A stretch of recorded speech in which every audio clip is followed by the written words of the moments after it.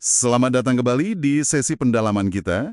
Hari ini kita mau kupas bab 16 buku Love, judulnya Pengungkit Merek, bukan seperti yang Anda pikirkan. Betul, sumber kita ya kutipan dari bab itu sendiri. Nah, misinya nih, kita mau bongkar gimana merek itu sering disalahpahami ya. Fokusnya sering cuma ke logo, nama, padahal bab ini bilang ada yang lebih dalam. Iya, ini penting banget. Banyak yang mikir merek ya cuma visual aja. Padahal, bab ini nunjukin kalau merek itu sebenarnya janji. Janji konsisten dari perusahaan ke Anda. Pengalaman utuh gitu. Wah, menarik. Bukan cuma soal tampilan ya jadinya. Oke deh, mari kita bedah lebih lanjut. Yuk. Oke, jadi poin pertama yang paling ditekankan di bab ini, merek itu adalah pengalaman dan janji, bukan cuma sekedar nama atau logo. Tepat. Di pasar yang sekarang ini kan ramai banget ya. Nah, pengalaman merek inilah yang bisa bikin produk terasa beda, bahkan buat perusahaan baru sekalipun. Betul. Dan pengalaman ini harus nyambung sama janji merek itu. Ini sinyal kematangan perusahaan loh.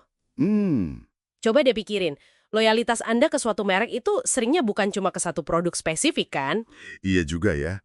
Lebih ke perusahaannya mungkin. Nah, ke merek perusahaan secara keseluruhan. Karena Anda percaya sama janji mereka. Makanya kalau mereka keluarin produk baru, Anda mungkin tertarik coba. Masuk akal. Bab ini juga menguraikan soal tingkatan merek ya. Ada 3 katanya. Iya, betul. Ini buat membantu kita memahami struktur penawaran mereka.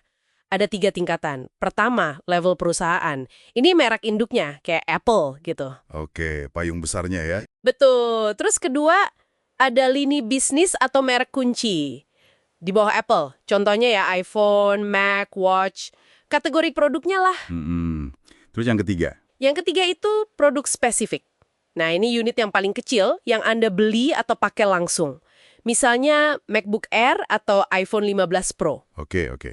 Jadi tingkatan ini bantu kita, para pelanggan, buat navigasi produk mereka ya.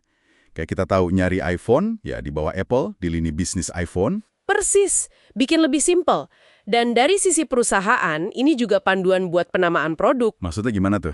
Ya, tim pemasaran produk mikirin, ini produk baru enaknya ditaruh di mana? Di bawah merek perusahaan langsung? Atau perlu merek lini bisnis sendiri? Keputusannya tergantung di mana loyalitas pelanggan paling kuat.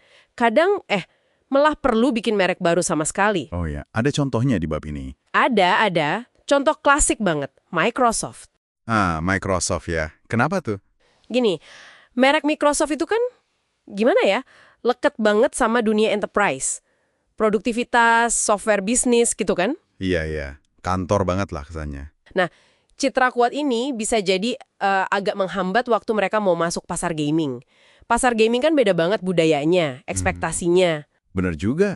Kayaknya aneh ya kalau main game pakai merek Microsoft. Mungkin terasa kaku atau kurang pas buat gamer. Gitu. Makanya mereka bikin merek Xbox. Jadi Xbox itu sengaja dipisah, bukan sekedar nama produk. Betul sekali. Xbox itu merek sendiri.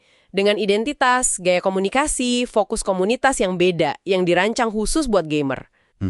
Ini strategi biar citra Microsoft yang enterprise tadi nggak ngehalamin mereka masuk pasar gaming. Jelas banget kan merek itu bisa jadi pengungkit strategis. Wah iya ya. Buat pertumbuhan, buat masuk pasar baru, bukan cuma hiasan atau kosmetik aja. Sama sekali bukan. Tapi langkah kayak bikin merek baru gitu, kayak Xbox, pasti ada resikonya dong ya. Investasinya kan gede banget. Oh jelas, risiko selalu ada. Bikin merek dari nol itu mahal, makan waktu, dan nggak ada jaminan berhasil. Bisa jadi malah membingungkan pelanggan atau makan pasar merek utama kalau nggak hati-hati. Jadi keputusannya harus strategis banget ya. Banget. Perusahaan harus yakin pasarnya cukup besar dan beda, sehingga pemisahan merek itu perlu dan untungnya lebih besar dari biayanya. Ini pertaruhan besar. Ini nunjukin kalau ngomongin merek itu harusnya dari awal ya, di level strategi, bukan cuma urusan marketing atau desain di akhir. Sangat tepat. Merek itu aset strategis. Gimana menamainya, posisinya, dan yang paling penting, gimana memastikan janjinya itu konsisten di setiap titik temu dengan Anda. Itu keputusan bisnis inti. Oke, jadi kalau kita tarik kesimpulan utama dari bab 16 ini, lupakan sejenak soal logo, warna, tampilan visual, Ya, Fokus utamanya adalah merek sebagai janji yang ditepati secara konsisten, dan itu dirasakan lewat pengalaman nyata Anda sebagai pelanggan. Itu pengungkit strategisnya. tepat sekali. Pada akhirnya, kepercayaan Anda itu dibangun bukan dari apa yang mereka katakan di iklan, tapi dari apa yang mereka lakukan. Secara konsisten, terus-menerus. Nah, ini menarik. Ini ninggalin satu pertanyaan buat Anda renungkan nih. Coba deh pikirin satu merek yang Anda benar-benar percaya atau loyal banget sama dia. Terus coba identifikasi bukan karena logo atau iklannya ya, tapi karena pengalaman konsisten apa yang Anda rasain.